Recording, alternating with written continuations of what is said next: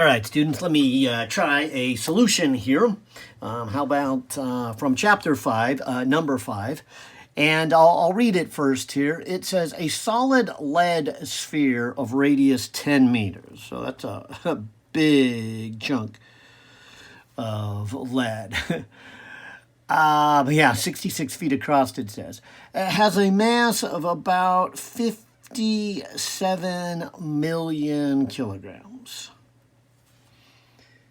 If two of these spheres are floating in deep space, so we've got two of them, and I'm sure the idea of deep space was kind of just to say that there's no other influence around, okay?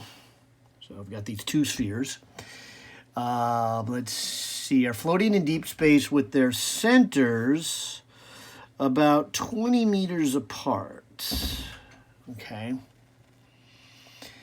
The gravitational force between the spheres, then, so F, is only about 540 newtons. So despite their massive size and their closeness, it's really not that big of a force. It's kind of a way of saying Newton's universal law of gravity is really needs one of the objects to have a lot of mass. And that's why you feel the effect between you and the Earth, but you don't really feel the effect between, say, you and your friend next to you, or you and your car, or two cars next to each other.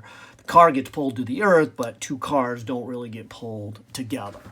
So that's kind of a sub-minor thing of this problem. Here's the question. How large would the gravitational force be if the distance between the centers of the two were then tripled? And there's really two ways we can approach this. I'll call one a more advanced and elegant mathematical way, and another one kind of just your regular everyday slug out the numbers and see what you get. So let me try both. I'll do the more elegant mathematical way here first, because if I'm using the universal law of gravity, this would be how I calculate the force between them. And let's say that is the distance when they are 20 meters apart. So let's, say that that's R. So let me call that force number 1. See, we already know that that comes out to be 540 newtons. We don't have to put in our numbers and calculate it. I'll try that in step 2 and kind of show you that, okay, we could slug these numbers out and get that number.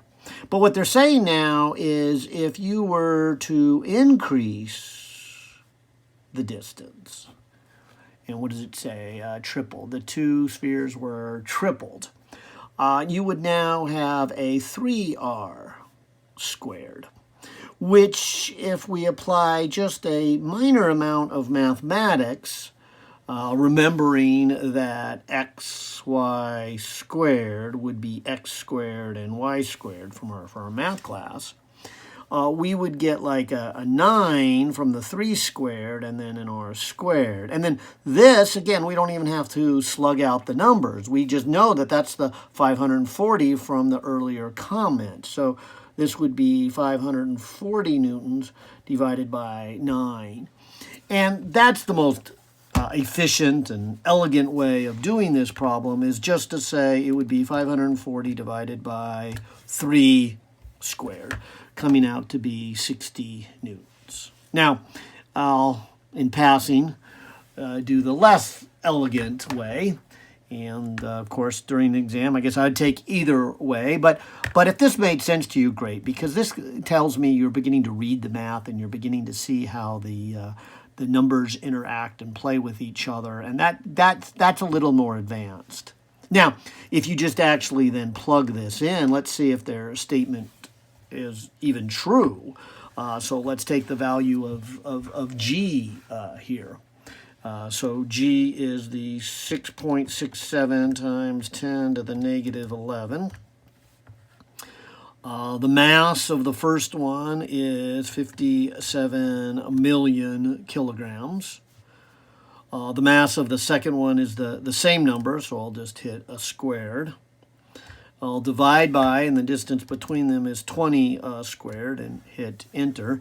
And you can see that this calculates out to be 541.8 newtons, which does match what they said, that it is roughly 540 newtons. Looks like it's a little more than that. But to suit two significant figures, they match. Now, if we then just slug out the numbers here for force number 2, given that we're now 3 times that distance, so we're 60 meters, let me just, again, use my calculator, and instead of re-entering that, I'll just go re-enter and kind of scroll over to the beginning, but you'll see that that just saves me from typing in here's the gravitational constant, here's the mass squared, and then right here is the distance squared. So I'll just edit it before I hit enter again and change it from a 20 to a 60 and hit enter,